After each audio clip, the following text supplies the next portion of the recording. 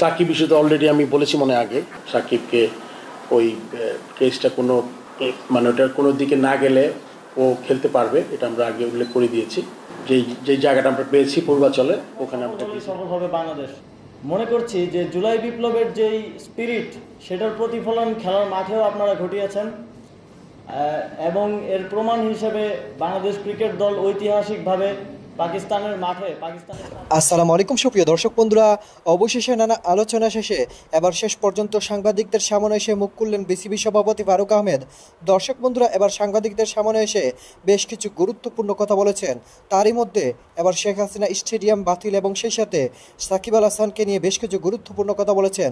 দর্শক বন্ধুরা, অন্যদিকে ক্রীড়া উপদেষ্টা আসিফ মাহমুদ বাংলাদেশের বর্তমান সময়ের ক্রীড়াঙ্গনের নানা সুফলকে কেন্দ্র করে বেশ কিছু গুরুত্বপূর্ণ কথা বলেছেন। তো দর্শক বন্ধুরা, চলুন আমরা তাদের সেই সকল বক্তব্যগুলো শুনে নেই। অবশ্যই পুরো ভিডিও দেখবেন, তাহলে এই সকল বিষয়গুলো পরিপূর্ণ বুঝতে পারবেন। সাকিব ইস্যুতে অলরেডি আমি বলেছি মনে আগে সাকিবকে ওই কেসটা কোনো মানে ওটার কোনো দিকে না গেলে ও খেলতে পারবে, এটা আমরা আগে উল্লেখ করে দিয়েছি। যেই জায়গাটা আমরা পেয়েছি পূর্বাচলে ওখানে আমরা ভিজিট করব, ওইটা কারেন্ট অবস্থা দেখে যে ইমিডিয়েট আমরা কোনো মাঠের কাজ শুরু করতে পারি কিনা। আপনি জানেন যে 2টা প্লেয়ারকে সাসপেন্ড করা হয়েছিল, যেটা তাদের তেমন কোনো দোষ ছিল, তাদের একটা হিয়ারিং করবো আমরা। অনেক ধন্যবাদ আপনাদের, লম্বা সময় ধরে অপেক্ষা করছেন, থ্যাংক ইউ। আর আমার এই মানে ডিরেক্টর হওয়ার প্রেসিডেন্ট হওয়ার পরে প্রথম মিটিং আর প্রেস কনফারেন্সে আসছি। এখন আমি কয়েকটা জিনিস আউটলাইন করে দিচ্ছি। আমরা অনেক বিষয় আলোচনা করেছি, সবগুলো এখানে না বললে হবে। কিছু লাস্ট বোর্ড মিটিংয়ের মিনিট আমরা আলোচনা করে পাশ করেছি। আর এখন এর মধ্যে যেগুলো ইম্পর্টেন্ট জিনিসগুলো আমি বলে দিচ্ছি আপনাদের। আমরা একটা ইন্ডিপেন্ডেন্ট অডিট ফার্ম খুব শীঘ্রই দিব, টপ 4 ফার্মের মধ্যে একটা, যে অডিট করবে, এটা দিয়ে শুরু করছি প্রথম।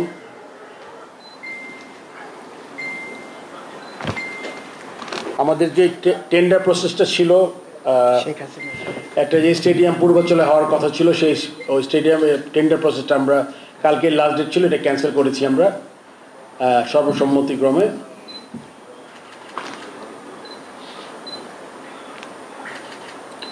আমাদের বিপিএল নিয়ে অনেক আলোচনা হয়েছে। আর যে দুটো জিনিস আপনারা জানেন, বন্যার্থদের সাহায্যে ক্রিকেট বোর্ড একটা ফান্ড তৈরি করে আমরা কিছু ব্যাগ দিয়েছি।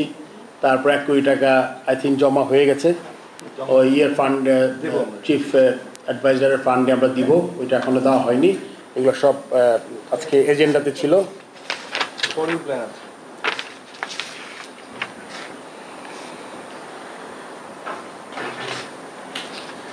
মোটামুটি এই ব্যাপারগুলো আলোচনা হয়েছে। তারপরে এই এজেন্ডা ছাড়া বেশ কিছু জিনিস আলোচনা করেছি। বাট আপনারা মনে করেন মিসেলিনিয়াসে গ্রাউন্ডস, যেটা আমি প্রথমে বলেছিলাম যে আমার খুব একটা ইম্পর্টেন্ট জায়গা হবে। আপনি জানেন যে গ্রাউন্ডস অ্যান্ড আম্পায়ারিং খুব গুরুত্বপূর্ণ দুটো জায়গা। এই দুটো ইমপ্রুভ করাটা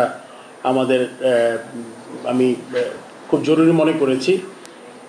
এবং আমি আমাদের যেই 2 জন ডিরেক্টর যারা সরাসরি জড়িত, মেম্বার্সে আপনার চেয়ারম্যান আম্পায়ারিং অ্যান্ড সিসিডিএমে যে কাজ করছেন, সে বলেছে গত 2 বছর আম্পায়ারিং ভালো হয়েছে, ইমপ্রুভ করেছে, আরও ইমপ্রুভমেন্টের জায়গা আছে আমি মনে করি। আর আপনার মোটামুটি এগুলোই ছিল।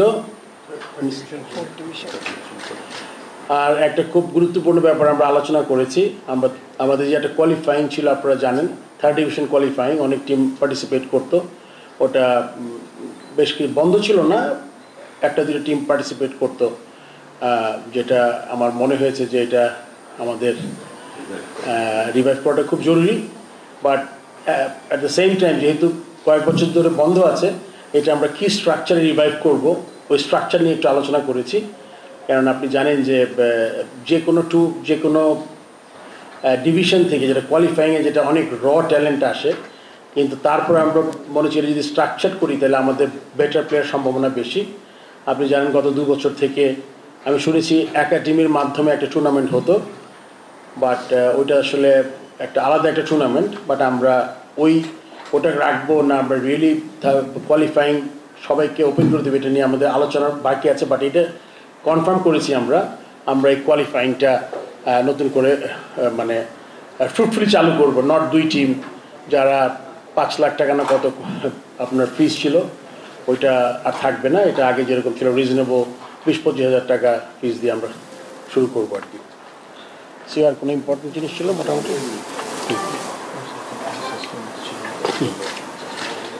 আমরা, আপনি জানেন যে 2টা প্লেয়ারকে সাসপেন্ড করা হয়েছিল, যেটা তাদের তেমন কোনো দোষ ছিল, তাদের একটা হিয়ারিং করবো আমরা নট হিয়ারিং, আমরা জানতে চাইবো যে কী কারণে তাদের সাসপেন্ড করা হয়েছিল, সেই ব্যাপারটা আমরা জেনে তারপরে এটার ব্যাপারে আমরা ডিসিশন নিব আর কি। আর আমাদের এখনও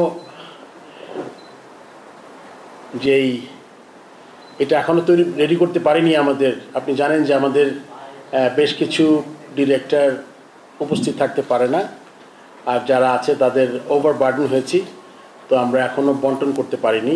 হোপফুলি আমরা খুব শীঘ্রই চেষ্টা করব যে আমাদের এই ইম্পর্টেন্ট জিনিসগুলো আছে এর সাথে। আপনি জানেন যে হয়তোবা আপনারা সফল হলেই সফল হবে বাংলাদেশ। মনে করছি যে জুলাই বিপ্লবের যেই স্পিরিট সেটার প্রতিফলন খেলার মাঠেও আপনারা ঘটিয়েছেন, এবং এর প্রমাণ হিসেবে বাংলাদেশ ক্রিকেট দল ঐতিহাসিকভাবে পাকিস্তানের মাঠে পাকিস্তানের সাথে টেস্টে একটা বিশাল জয় অর্জন করেছে, এবং প্রথমবারের মতো আপনারা সাফ অনূর্ধ্ব 20 চ্যাম্পিয়ন হিসেবে চ্যাম্পিয়ন হয়েছেন এবং দেশকে একটি গৌরবময় অবস্থানে নিয়ে গেছেন। দেশে অনেক কিছুই প্রথমবারের মতো ঘটছে, এবং আপনারাও প্রথম একটি বড় অর্জন নিয়ে এসেছেন, কিন্তু প্রথমটাই যাতে শেষ না হয় এটা আমাদেরকে নিশ্চিত করতে হবে। এই দেশকে আবার দ্বিতীয়বারের মতো স্বাধীন করা হয়েছে সহস্র মানুষের রক্তের এবং জীবনের বিনিময়ে। আমরা সেই চ্যালেঞ্জটা নিয়েছি সেই দেশকে গড়ে তোলার নতুন করে, এবং এই অর্জনটা যাতে ম্লান না হয়ে যায়, এই অর্জনকে যাতে আমরা আরও বড় অর্জনের দিকে ধাবিত করতে পারি, সেজন্য আমরা কাজ করে যাচ্ছি, সারা দেশের মানুষ কাজ করে যাচ্ছে, এবং একইভাবে আপনারাও আপনাদের এই অর্জন যাতে ম্লান না হয় সেটা নিশ্চিত করবেন, আরও কঠোর পরিশ্রম করবেন এবং ভবিষ্যতে বাংলাদেশকে আরও বড় অর্জন এনে দিবেন, এটাই প্রত্যাশা রাখি। আমি সাফ অনূর্ধ্ব 20 চ্যাম্পিয়ন্স দলের প্রত্যেক সদস্যের জন্য, যেহেতু জানেন দেশের বর্তমান অর্থনৈতিক পরিস্থিতিও ভালো না, তারপরেও আপনাদের জন্য প্রত্যেকের জন্য। তো দর্শক বন্ধুরা, আপনারা তো পুরো ভিডিও দেখে এবং সেই সাথে তাদের এই সকল কথাগুলো শুনে অবশ্যই বুঝতে পেরেছেন এবার শেষ পর্যন্ত বাংলাদেশের ক্রীড়াঙ্গন নিয়ে আসতে যে বড় সিদ্ধান্ত এবং সেই সাথে একের পর এক সুফল। তো দর্শক বন্ধুরা, আপনারা আসিফ মাহমুদ এবং সেই সাথে বিসিবি সভাপতি ফারুক আহমেদের এই সকল কথাগুলো শুনে আপনারা কি বুঝতে পেরেছেন?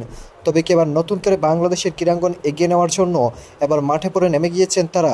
তো দর্শক বন্ধুরা, এবং সেই সাথে শেখ হাসিনা স্টেডিয়ামের সেই সকল বিষয়গুলো বাতিল করে এবার নতুন করে যে কোনো সিদ্ধান্ত নিতে হতে পারে এই স্টেডিয়ামকে কেন্দ্র করে। তো দর্শক বন্ধুরা, আপনারা এই পুরো ভিডিও দেখে এবং সেই সাথে এই সকল কথাবার্তাগুলো শুনে আপনাদের কাছে কেমন হয়েছে অবশ্যই কমেন্ট করে জানিয়ে দিবেন। তো দর্শক বন্ধুরা, ভালো থাকুন, সুস্থ থাকুন, আল্লাহ হাফিজ, আসসালামু আলাইকুম ওয়া রাহমাতুল্লাহি ওয়া বারাকাতুহু।